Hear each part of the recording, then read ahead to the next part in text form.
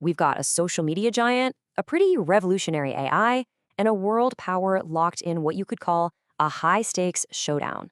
Yeah, we're talking about Elon Musk's X and its AI, Grok. It's ignited an absolute firestorm in the United Kingdom, and believe it or not, it has pushed the platform to the very brink of being banned from the entire country.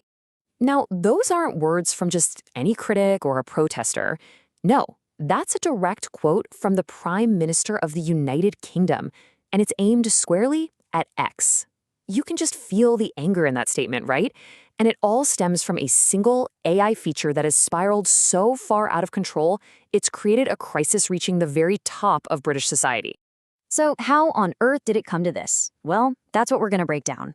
We'll look at the deepfake crisis that started it all, unpack Britain's pretty stark ultimatum, examine the legal power play the UK is threatening, explore the whole transatlantic standoff it's created, and finally, we'll look at the unresolved future of this whole conflict. Okay, so let's start with the technology right at the heart of this international incident. And look, this isn't some obscure program you find on the dark web. This is a feature that's built directly into one of the world's largest social media platforms. First off, what exactly is Grok? You can think of it as X's own AI, kind of their answer to ChatGPT, and it's integrated right into the user experience. Now, it was designed to be creative and helpful, but users very quickly found a way to exploit its image generation for a much more disturbing purpose.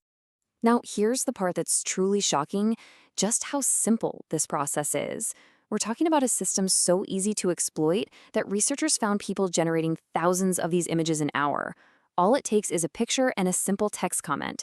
The AI then spits out a brand new, non-consensual, and often sexualized deepfake image of the real person in that photo.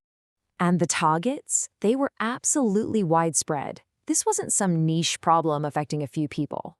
The victims included some of the most famous and powerful people in Britain. We're talking royalty, politicians, but it also affected countless members of the general public, turning ordinary people into victims without their knowledge or consent. And this is where the crisis went from really bad to absolutely horrifying. An internet watchdog in the UK discovered that images created by Grok, images that are legally defined as child sexual abuse material, were being trafficked on the dark web. So this suddenly elevated the issue from a gross misuse of technology to the active creation and distribution of seriously illegal content. So you can imagine, the discovery of this illegal material sparked an immediate and furious reaction from the entire British political establishment. This wasn't a partisan thing at all. It was seen as a national crisis. Just listen to the leader of the opposition, Sir Keir Starmer. His demand for all options to be on the table completely echoed the government's own stance. It created this totally united front. The message from every corner of British politics was crystal clear and unambiguous. This is unlawful, and we're not going to tolerate it. Now, to really understand the weight of the UK's threat, you have to get the scale of this. X has about 20 million users in the UK. A potential ban isn't just some small gesture. It would mean cutting off a huge user base from one of the world's major digital public squares. So here's the crucial point. The UK laid down a really stark choice. It was either X gets control of its AI and stops the generation of this material, or it faces two pretty devastating consequences: fines that could run into the billions of pounds, or being completely blocked in the UK, period. Okay, but a threat is one thing, right? The power to actually enforce it is something else entirely. So how could the UK really pull this off? Well, the answer lies in a new, powerful, and pretty controversial piece of legislation. This is the Online Safety Act. It's a landmark law, and it's designed specifically for situations exactly like this one. It gives the UK's technology regulator, a body called Ofcom, the actual legal authority to force internet providers and app stores to block access to platforms that consistently fail to remove illegal content. And there's a very clear step-by-step process. Ofcom can't just flip a switch. They would launch an investigation, issue a ruling, and then give X a chance to comply. But, and this is the key, if the platform refuses, Ofcom can go to court and get a legally binding order to have X blocked across the entire country. It's a legal tool they have never used before, but officials have made it very clear they are ready to. So this is way more than just a regulatory dispute.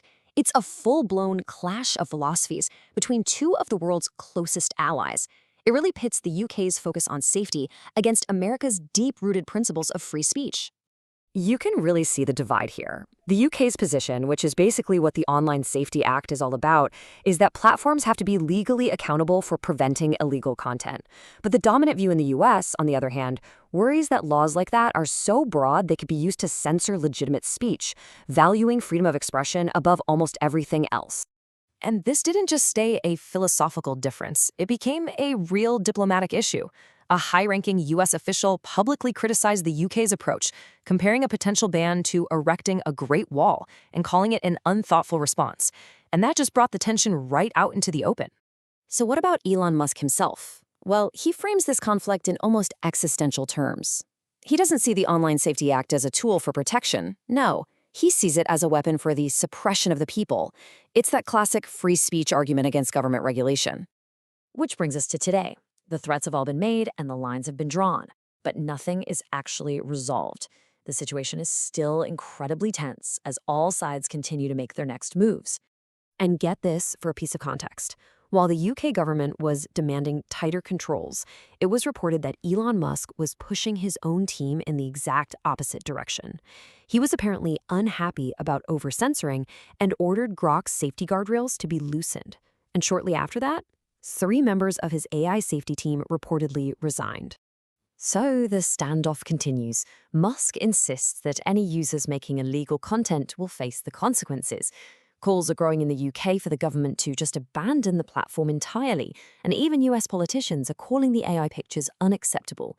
But crucially, the UK regulator Ofcom has confirmed it's made urgent contact with X, which means that very first official step towards a ban may already be underway. Ultimately, this explosive confrontation between X and the UK forces all of us to ask a really fundamental question about our digital world.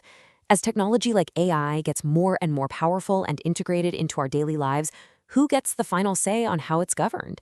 Is it the democratically elected governments of sovereign nations? Or is it the tech billionaires who build and own the platforms we all use? The answer? Well, it's still being written.